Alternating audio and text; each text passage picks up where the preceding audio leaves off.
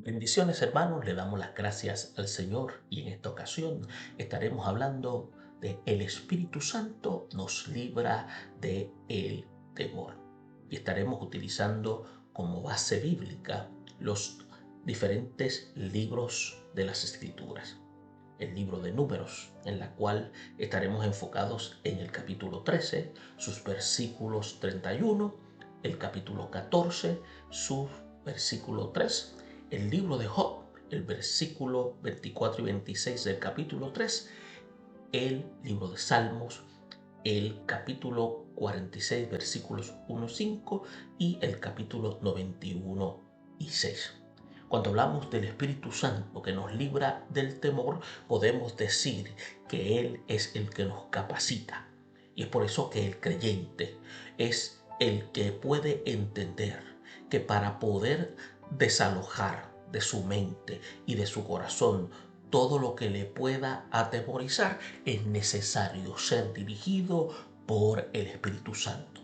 Es por eso que el apóstol Pablo en la segunda carta a Timoteo, en el versículo 7 del capítulo 1, declara lo siguiente: porque no nos ha dado Dios espíritu de cobardía, sino de poder, de amor y dominio propio. Es importante que a través de este análisis tenemos que ver una serie de objetivos. Vamos a analizar los trágicos efectos del temor en la vida cristiana, como también aprender a controlar las emociones de miedo y fobias, y cómo empezar a descansar totalmente en la protección divina.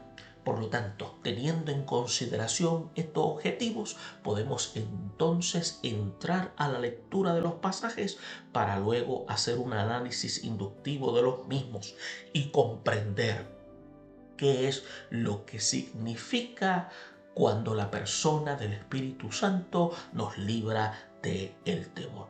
Iniciamos con el Salmo 46, versículos 1 al 5. Dice: Dios es nuestro amparo y fortaleza, nuestro pronto auxilio en las tribulaciones.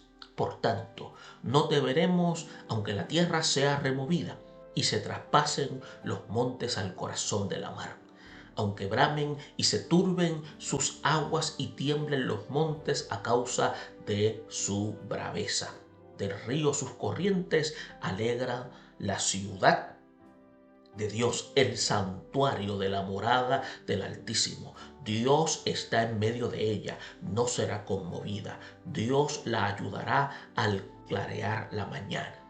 El Salmo 91, versículos 1 al 6 indica lo siguiente: el que habita al abrigo del Altísimo morará bajo la sombra del Omnipotente.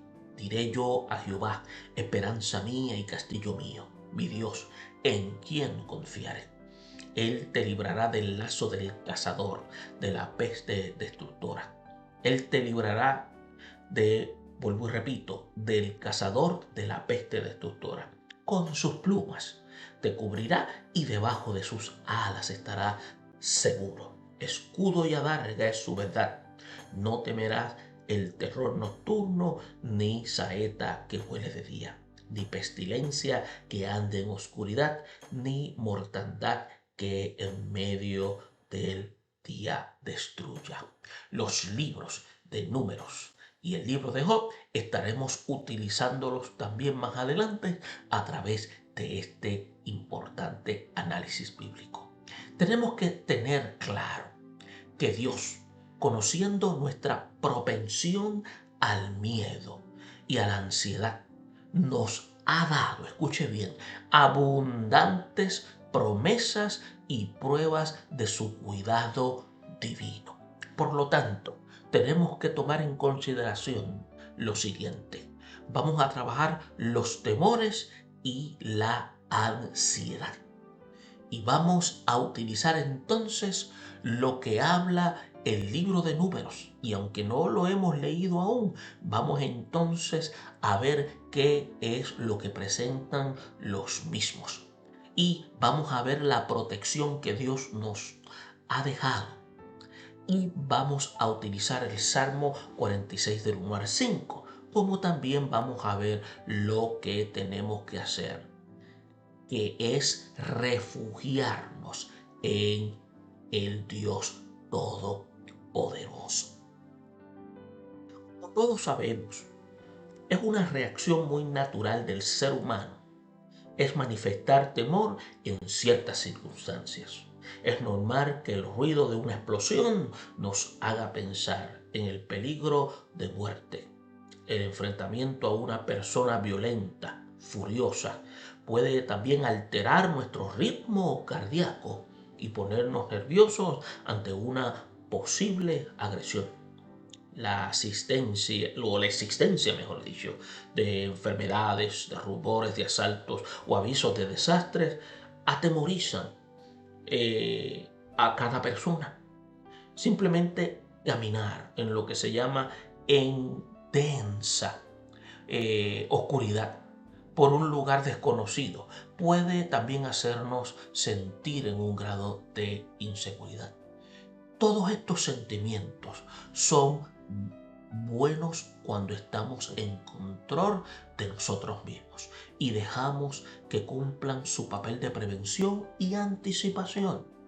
Ahora, lo terrible es dejar que se apoderen de nosotros el pánico, la ansiedad y la turbación.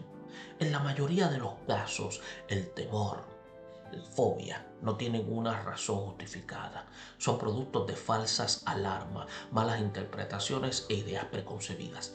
A veces nos pasa lo que, como decimos, lo que le ocurrió a Don Quijote de la Mancha, que peleaba ferozmente contra los molinos de viento, porque los veía como gigantes enemigos que se lanzaban contra él.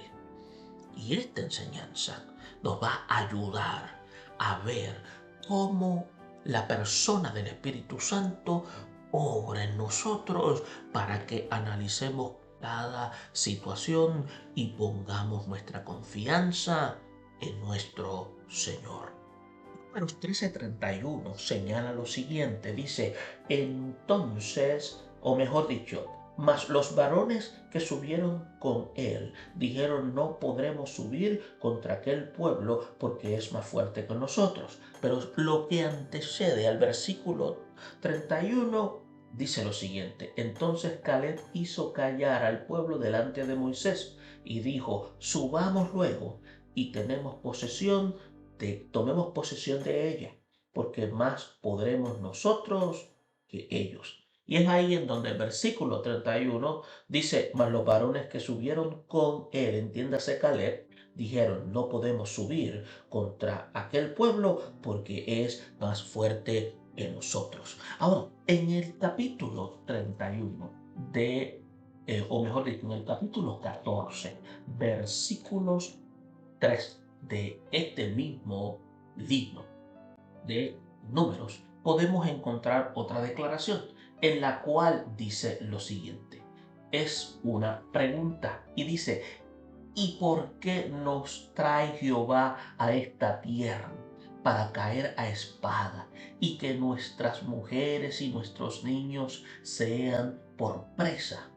¿No sería mejor volvernos a Egipto? Interesante esta declaración. Ahora, ¿qué es lo que indica aquí? Si analizamos los sentimientos de temor que se manifiestan en la conducta humana, podemos dividirlos en lo que se llaman tres categorías. La primera está el temor de Dios, el cual se expresa en una actitud humilde y reverente delante del omnipotente hacedor nuestro. Este temor es uno santo, es uno bueno, y si el temor no podemos acercarnos a Dios sin percibir su amor y su grandeza. La Biblia dice que el principio de la sabiduría constituye el temor a Jehová. Y este temor es uno de carácter reverente. Ahora, el segundo es un temor natural de todo ser humano. Este es de carácter instintivo y sirve para que tomemos precauciones en situaciones y cosas que no pueden traer algo mal. Y finalmente está el temor que le tenemos a cosas que nos pueden hacer daño. Si confiamos en el Señor, este temor maligno nos hace ver las cosas negativas exageradamente grandes y a la vez que nos hace dudar de Dios y de sus promesas. Ahora, lo que sucedió con Israel después de oír a los 10 espías dando el reporte, estos 10 espías miedosos, constituyen ser un ejemplo de los estragos que causa el temor en el corazón humano. Vieron ciudades amuralladas y oyeron de los gigantes que eran contratados por los ejércitos de los pueblos para intimidar a sus enemigos. Había cierta verdad en el informe, pero exageraron los datos porque se habían apoderado de ellos el miedo y la duda. Una persona cobarde, cuando bajo su gestión y fobias ve el peligro aumentado de manera exagerada. Era mentira que la tierra se tragara a sus moradores, que todos fueran de grande estatura y que ellos parecieran langostas a la par de los enemigos. Eso lo causa el mismo temor. Y es por eso que, no obstante, el miedo llevó a estos hombres a mentir, pues temían enfrentarse a la lucha y no confiaban en la ayuda de Dios que los había dado esa tierra. El pueblo entero desechó el mensaje de los dos hombres que decían la verdad y se contagiaron del miedo de los cobardes. De la misma manera, hoy muchos se han estorbado por el miedo para recibir las promesas de Dios. Y es por eso que solo la persona del Espíritu Santo puede dar aliento y fuerza al corazón atemorizado. Ahora, cuando vamos a ver el libro de Job, encontramos en el capítulo 3, versículos 24-26 lo siguiente. ¿Por qué se da vida al hombre que no sabe por dónde ha de ir? ¿Y a quién Dios ha encerrado? Pues antes que mi pan viene a mi suspiro y mis gemidos corren como aguas, porque el temor que me espantaba me ha venido y me ha acontecido lo que yo temía. No he tenido paz, no me aseguré ni estuve reposado. No obstante, me vino turbación. Y es por eso que se cuenta de un hombre que vivía aterrorizado, porque podemos indicar que huía por cualquier animal que tuviera cuerno, como huirle al mismo demonio. Un día regresaba borracho a su casa cuando se encontró con un hombre que conducía su carreta, tirada por fuertes bueyes de cuernos largos. Al ver a las dos bestias, a pesar de que iban uncidas al yugo, el hombre se lanzó al barranco al lado del camino. No pudo sostenerse en nada, sino que fue a caer de espaldas sobre un montón de huesos y cuernos que habían en el fondo. Su temor lo alcanzó y murió como todas las noches soñaba que habría de morir. Job, un contemporáneo de Abraham, era un hombre muy recto y temeroso delante de Dios, pero también había en él una terrible sensación de miedo de que algo malo le fuera a suceder. Es por eso que cuando leemos que después que sus hijos celebraban sus fiestas, acostumbraba él iba y ofrecía sacrificios para que no le sucediera nada malo. Quizás habrán pecado mis hijos, decía Job, y habrían blasfemado contra Dios en sus corazones. Todos sabemos cómo lo abatió una secuencia de males causados por Satanás, con el permiso de Dios, como un proceso de prueba para el patriarca. La confesión más clara de sus temores son todos esos lamentos. Porque, como sabemos, el temor que me espantaba me ha venido y me ha acontecido lo que yo temía. No he tenido paz, no me aseguré, ni estuve reposado. No obstante, me vino turbación. Es por eso que el Señor nos ayude a llevar a Él en oración cualquier temor o sospecha que esté quitando la paz en nuestra alma. Es por eso que tenemos que poner nuestra vida en las manos de Dios y reprender en el nombre de Cristo cualquier rumor, pensamiento o amenaza que esté en nuestra mente. Por lo tanto, es importante que nosotros nos demos cuenta que estamos bajo el refugio del Señor en la persona del Espíritu Santo. Que sí, habrán cosas que han de suceder, claro. Vivimos en un mundo caído, pero no significa que el Señor no esté al cuidado. Cuando verificamos lo que indica, entonces, el capítulo 46, versículo 1 al 3, observamos que Él no promete eliminar las tormentas de la vida. Es por eso que a través de este análisis podemos ver que es interesante que cuando leemos el párrafo, porque en ningún momento expresa falsas promesas de que no le vendrán tribulaciones ni tormentas a el creyente. Es por eso que empieza asegurando que ese Dios que es nuestra fortaleza actúa de manera poderosa para auxiliarnos en las tribulaciones.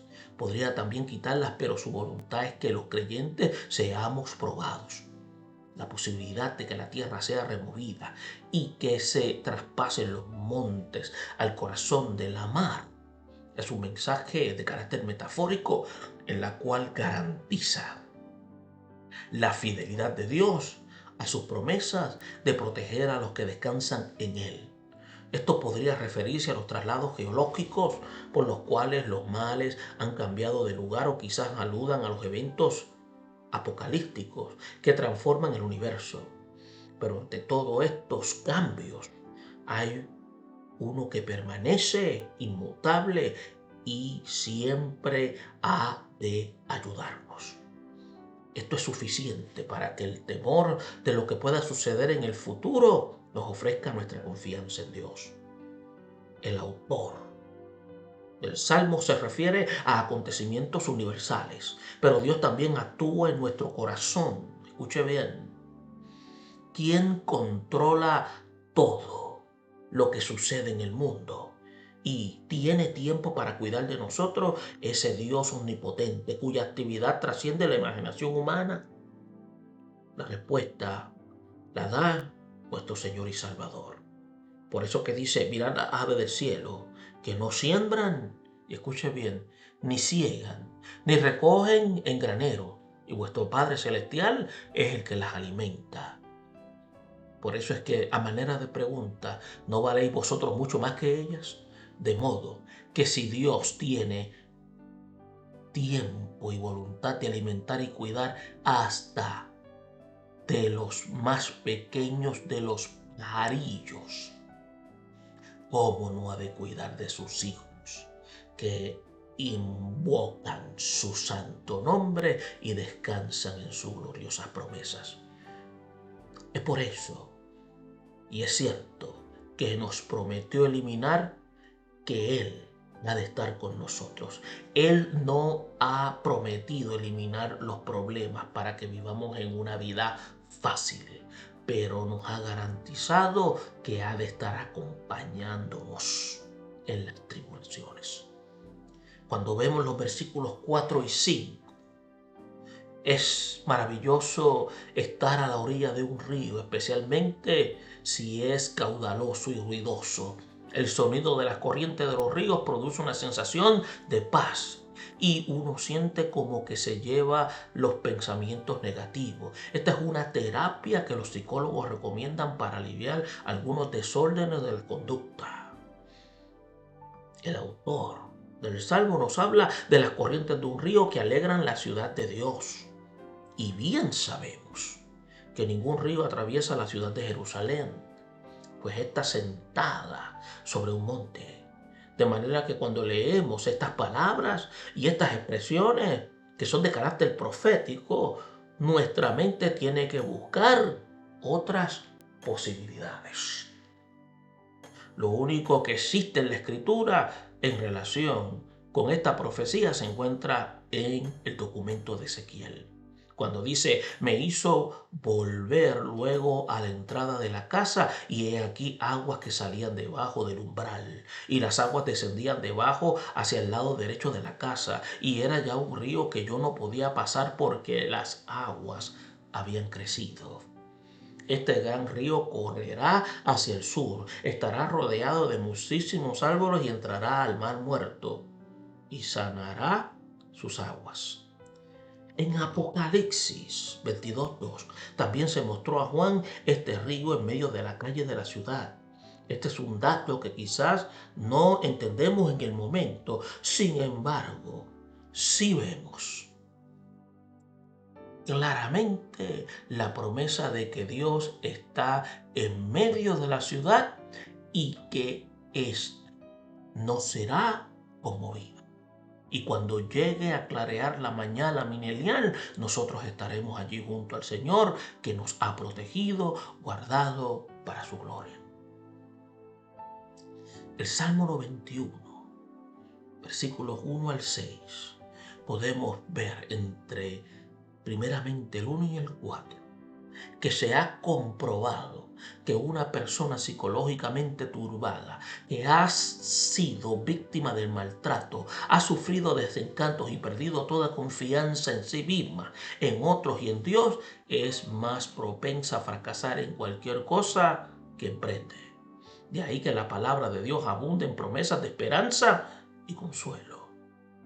Y provee ejemplos y testimonios del poder protector de un Dios que vela por los suyos. Este salmo antifonal es un mensaje divino que provee aliento al corazón amedrentado y triste. Todo lo que la persona atemoriza o sugestionada tiene que hacer es poner toda su confianza en el Señor. La primera voz de esta obra litúrgica hace una declaración en la que presentan dos figuras que ilustran la capacidad que Dios tiene para proteger a los que se refugian en Él. Uno, el abrigo o sombra del Altísimo es su pabellón, su recámara privada, el lugar donde Él habita. Es encantadora la forma en que podemos leer los dos primeros versículos en la versión de Dios habla hoy. El que vive bajo la sombra protectora del Altísimo y Todopoderoso dice al Señor, tú eres mi refugio, mi castillo, mi Dios, en quien confío. Era un edificio fuerte construido en un lugar estratégico para dar protección a los soldados al amanecer y todos los recursos necesarios en una batalla. Eso es nuestro Dios para alguien que se siente acostado o amenazado por el enemigo. En este Salmo 91 se entonaba la estrofa contenida en los versículos 3 y 4, donde menciona dos figuras más de la protección divina. Es por eso que las plumas de las alas bajo las cuales el Señor promete proteger a los que llegan a Él, esto nos recuerda el primoroso cuidado que las aves madres cobijan a sus hijos. Ningún pasaje interpreta mejor esta ilustración que la palabra de Jesús. ¿Cuántas veces quise juntar a tus hijos como la gallina junta sus polluelos debajo de las alas y no quisiste? ¿De qué otra manera pudiera el Señor expresarse para indicarnos su interés en proteger nuestra vida en lo más cercano de su corazón? Otra ilustración del cuidado divino se expresa en las palabras de escudo y adarga. Y esto es un sinónimo en la cual se refiere a la pieza ovalada de la piel o el metal que el soldado llevaba para cubrirse el pecho y todo el cuerpo contra la espada o las flechas del enemigo. Pablo manda tomar el escudo de la fe, en la cual podáis apagar todos los dardos de fuego del maligno. En los versículos 5 y 6, los orientales no eran muy dados a aprender o a emprender camino de noche, pero en algunas ocasiones se veían obligados a hacerlos. En la noche uno teme encontrarse con un malvado que lo asalte en el camino o en cualquier esquina de la calle. Además pueden surgir otros peligros nocturnos que quizás en el día no sean espantosos. Sin embargo, el que confía en el Señor no le teme al terror nocturno, porque dice: Jehová es mi luz y mi salvación, y en quién he de atemorizarme. Otra posibilidad del peligro mortal es una saeta que vuela de día y particularmente en tiempo de guerra. Las guerras en el oriente de aquel entonces se peleaban con arco y flecha. Muchos morían por flechas que volaban a la deriva, como lo sucedió al rey Acab. Hoy son balas perdidas las que amenazan a la gente, especialmente en las noches de la locura diabólica, como cuando los borrachos disparan sus armas de fuego para celebrar el año nuevo.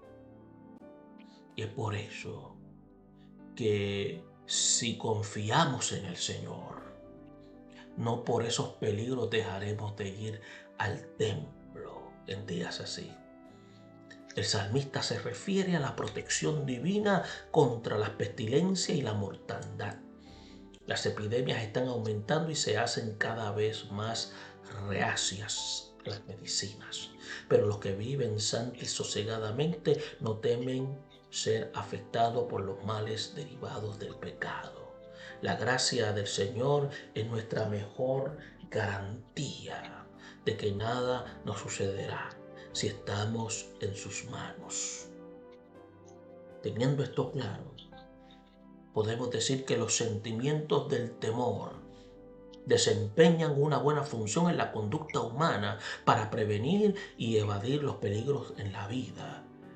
Pero también, cuando la persona vive agobiada por el miedo y la fobia, no le va nada bien.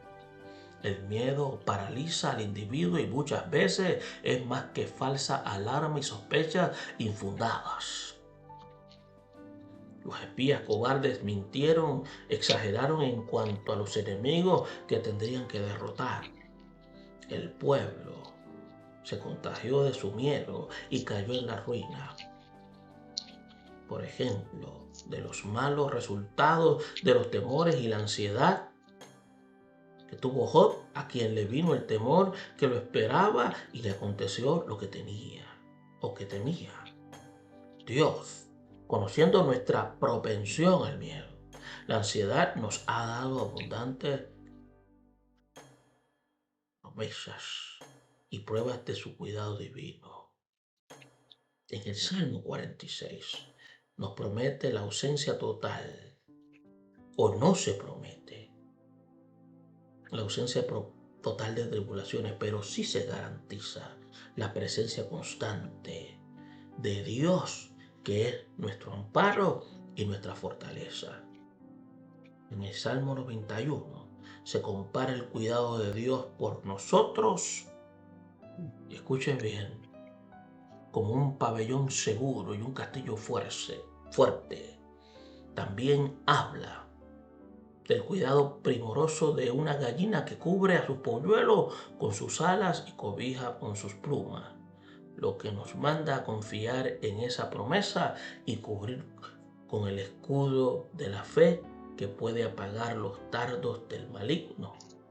Es por eso que es importante que demos gloria al Señor por su ayuda y por su protección. Bendiciones.